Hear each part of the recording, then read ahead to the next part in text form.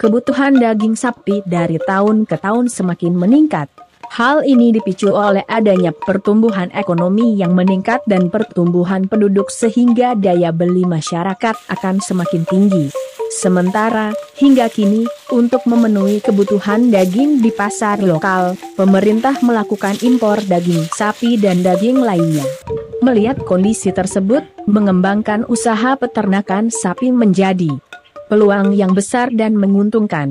Kegiatan usaha penggemukan sapi potong dimulai dari membeli sapi bakalan jantan berumur 2,5 tahun untuk digemukan selama 3-4 bulan, kemudian dijual kembali. Berbeda dengan usaha pembibitan, di mana kegiatannya dimulai dengan memelihara sapi induk hingga dewasa dan menghasilkan pedet bibit-bibit baru sapi bakalan untuk digemukan. Dengan demikian, perputaran modal pada usaha penggemukan akan jauh lebih cepat dibanding usaha pembibitan. Bayangkan, hanya dalam waktu 3-4 bulan, peternak sudah bisa menjual sapi potongnya kembali dan mendapatkan keuntungan. Terutama, jika dijual pada hari raya Idul Fitri dan Idul Adha, keuntungannya bisa lebih besar lagi. Usaha peternakan sapi Bali memiliki peranan penting dalam upaya pencapaian program swasembada daging sapi. Fokus utama dalam suatu usaha peternakan adalah tingkat keuntungan. Tingkat keuntungan yang diperoleh peternak sangat menentukan perkembangan peternakan serta efisiensi usaha peternakan. Semakin besar keuntungan yang diperoleh dari usaha pemeliharaan sapi, maka semakin rendah angka efisiensinya. Usaha peternakan merupakan potensi yang dapat dikembangkan di pedesaan karena mampu memberikan tambahan penghasilan bagi petani dan penyerapan tenaga kerja. Peternakan rakyat memegang peranan utama dalam pembangunan subsektor peternakan dikarenakan usaha ini merupakan porsi terbesar dari seluruh usaha peternakan nasional. Belum lagi dengan besarnya keuntungan yang akan diperoleh peternak jika dapat menggemukan sapi dengan pemberian pakan yang lebih efisien. Di samping itu, penjualan kotoran sapi sebagai pupuk kompos dapat memberikan keuntungan tambahan. Maka dari itu, peternak sapi atau orang yang ingin membuka usaha ternak sapi harus mengetahui cara menggemukan sapi yang berkualitas tinggi dengan cepat. Cara pemeliharaan dan pemberian pakan yang efisien, hemat, dan cepat tentu dapat mendukung perkembangan dari ternak sapi. Tentang pelestarian sapi Bali, di mana sapi dari luar Bali, termasuk juga sapi Bali, dilarang dimasukkan dan dipelihara di Bali. Dengan demikian sapi Bali yang ada di Bali sampai saat ini masih terjaga kemurnian genetiknya. Keunggulan-keunggulan tersebut membuat sapi Bali dilestarikan secara genetis maupun populasinya. Bali merupakan satu-satunya wilayah yang mempunyai genetik murni sapi Bali sebab hewan ternak ini tidak dikawin silangkan dengan sapi ras atau bangsa lain.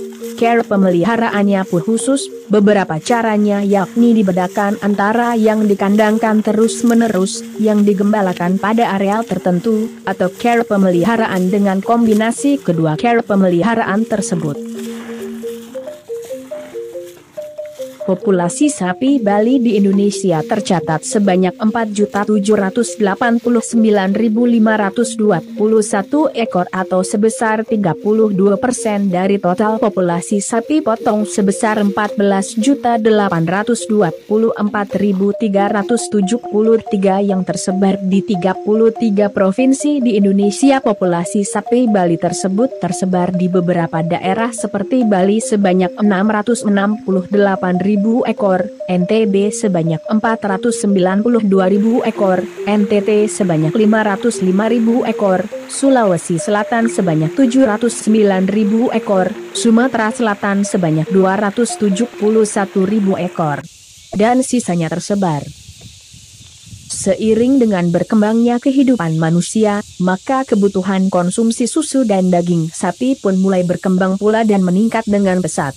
Namun, di satu sisi lingkungan tidak menyediakan lahan untuk dijadikan padang penggembalaan yang memadai.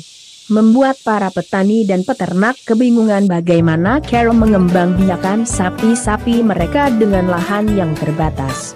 Maka, mereka pun Menerapkan sistem pemeliharaan sapi full di kandang.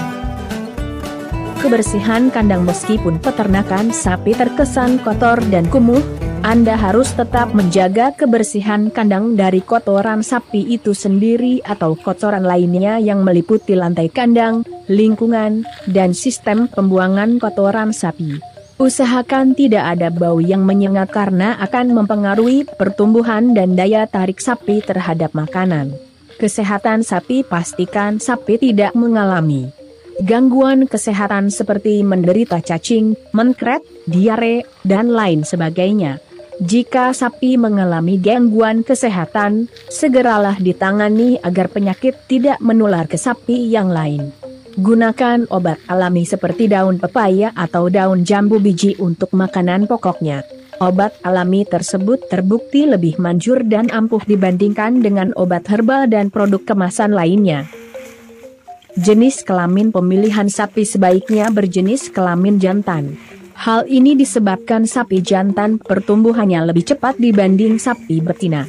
Di samping itu juga untuk mencegah pemotongan ternak betina produktif. Performa baik dan sehat. Performa bakalan bisa dilihat dari Body Condition Score, BCS. BCS yang baik untuk bakalan yaitu 3. Sapi dengan ciri-ciri sebagai berikut: tidak ada legokan. Sekitar pangkal ekor. Jaringan lemak dapat diraba dengan mudah pada seluruh bagian pelvis. Dapat diraba dengan sentuhan jaringan lemak yang melingkupi bagian permukaan tulang iga. Masih dapat diraba dengan sedikit tekanan sekitar daerah ini. Kesehatan menjadi faktor penting dalam pemilihan bakalan. Kesehatan ternak bisa dilihat dari fisik ternak yang lengkap dan normal, seperti kaki tidak pincang, tidak terdapat luka pada kulit, rambut mengkilat, mata dan telinga lengkap, hidung berlendir, serta nafsu makan yang tinggi.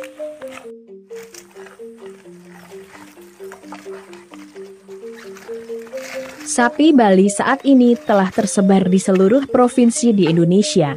Populasi sapi Bali terbanyak ada di asalnya yakni Provinsi Bali, kemudian diikuti Sulawesi Selatan, dan NTT.